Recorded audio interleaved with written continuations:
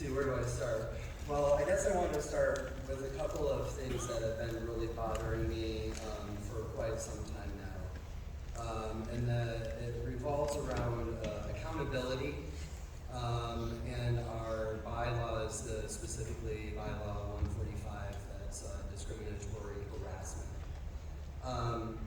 I have tried desperately my entire term here, since January 2021, to be a good team player on the board, but actions that I have seen by members of this board, especially starting back last fall, are really bothering me. And it is time now that we're in August, approaching almost a year ago, where first conversations about the mural, came up.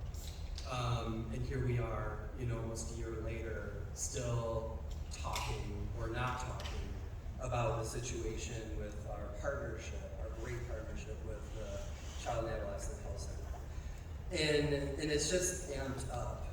Recently, with the statements that are put out, there's no accountability there. With the actions that board members took after intense, meetings in the fall, no accountability, no acknowledgement of any sort of part or role in this entire stressful, chaotic, unnecessary situation that has been going on the last year.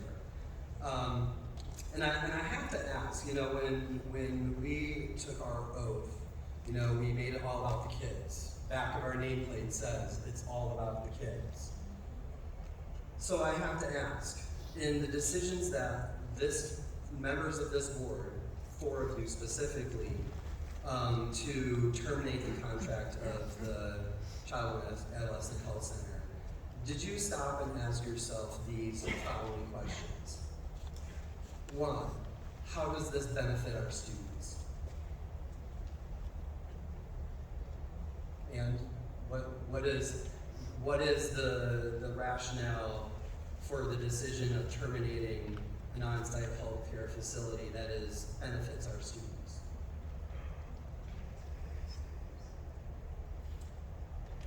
Because I don't see any benefit to our students. And that's our first charge of action.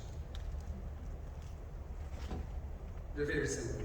You'll notice a theme. How does this benefit our teachers? Are you speaking English?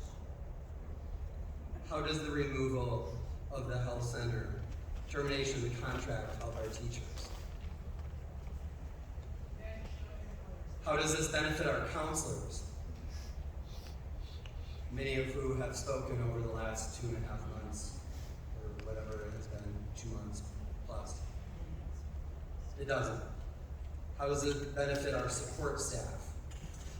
People that do all of the day-to-day work around the building, in the facilities, in the busing.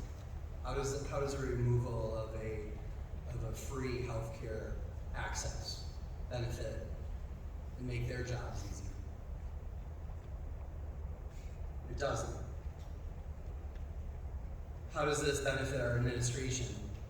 We just heard how stressful this summer has been with all the added work on. I don't see any benefit in that. How does it benefit our community? I've heard numerous people get up and talk about how taking it away will hurt them.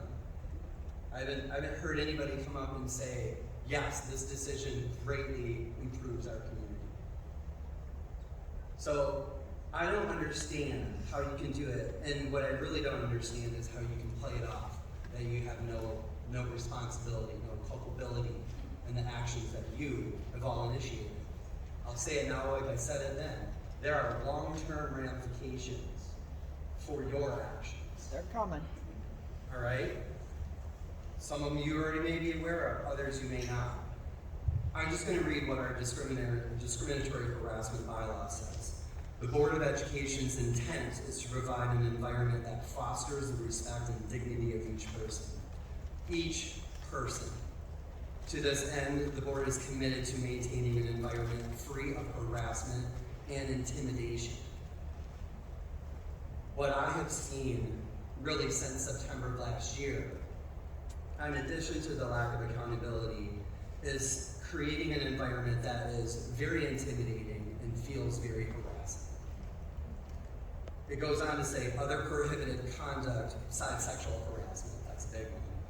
Other prohibited conduct includes that which has the purpose or effect of creating an intimidating, hostile, discriminatory, or offensive environment on the basis of gender, religion, race, color, national origin or ancestry, age, disability, height, weight, marital status, and any other legally protected characteristics.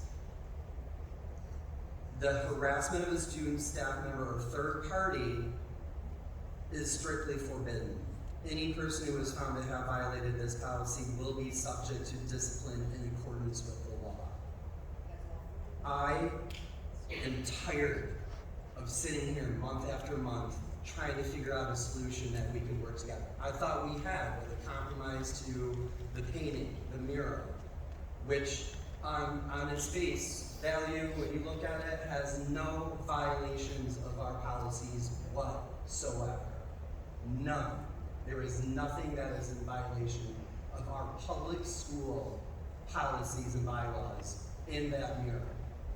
And yet, constant, from then until now, I have seen examples of discrimination and discriminatory practices based on these criteria from several members of this board. And I, for one, am not going to stand for it. And if you think that this is just, oh, be patient, just be quiet, and this will all blow away, they'll get tired of it, and they won't keep bringing this heat to you for, I'm here to tell you that is not the case. It is my obligation, it is my duty as the oath that I took to be a board member to represent the community who voted me in and the students who were in charge of it. I hear my constituents loud and clear and what they feel is going on and what answers and results they want. And I hear from our students. Did any of you just sit down and talk to a bunch of students and ask them what they thought? Because I am sick and tired also of having a bunch of adults just say that kids don't know what they're doing, we need to make the rules for them. That sounds like a lot of old people talk. I mean, we said it about our parents, right? They don't know, the next generation. I go to my kids for so much support and help because they know more about the current climate of the world we live in than I do as an adult. And yet we treat them like they are children that don't have any sort of opinions, ideas, intellect, or passions. And it's time to stop that. So I'm challenging you right now to do better or resign and leave.